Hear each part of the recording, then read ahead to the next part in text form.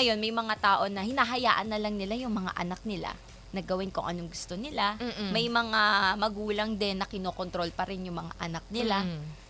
Parang something like that. Parang sobrang hirap niyang pag-usapan. Lalo na ngayon, baka mamaya may mga magulang pala na okay sa ganitong setup. Wag mo kaming pakialaman. Ito yung trip namin. Oo. 'Di ba? So, sa mga ka-vibes nating mga magulang, hopefully po, itong discussion natin, hindi naman makatrigger sa inyo na kung ano man. Pero sana, ma-enlighten din yung inyong, kumbaga, pagdidesisyon. At ma-share nyo sa amin, di ba? Kung bakit ganun yung point of view. Mhm. Kasi kung akong tatanungin, from the point of view ng anak ha, I'm very, very blessed to say na yung magulang ko, never nila in-impose yung ganyang... Na kailangan mo magtrabaho. Oo, na kailangan ko magtrabaho para sa pamilya.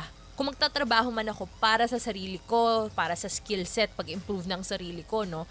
But never to a point na kailangan ko mag-provide para sa family, kailangan ko mag-provide para sa mga kapatid ko. Hindi nila inasa yung pagpapalaki or yung pag-earn ng pera para sa family, sa akin.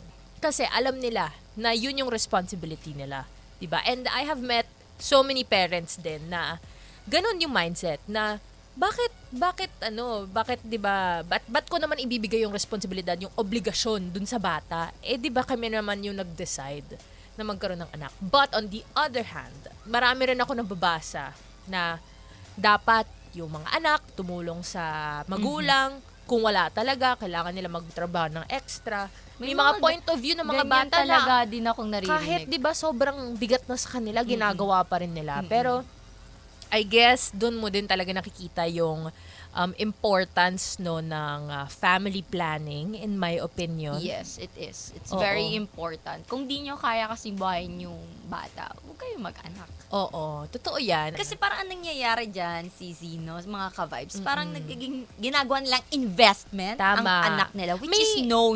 May mga ibang magulang kasi talaga na yung nagre-rely sila sa mga anak nila para mag-provide or at least man lang tumulong, 'di ba, doon sa pag-provide para sa mga kapatid, 'di ba? Kaya nga meron diyan yung mga kahit na yung magulang nagtatrabaho naman, 'di ba? Kasi nga madaming anak, mahirap mag-provide, 'di ba? Kaya merong mga ibang anak na nagkukusang loob na tumulong sa magulang kahit ayaw ng magulang na tumulong na sila. May mga ganun namang na sitwasyon scenario. din, di ba? Correct.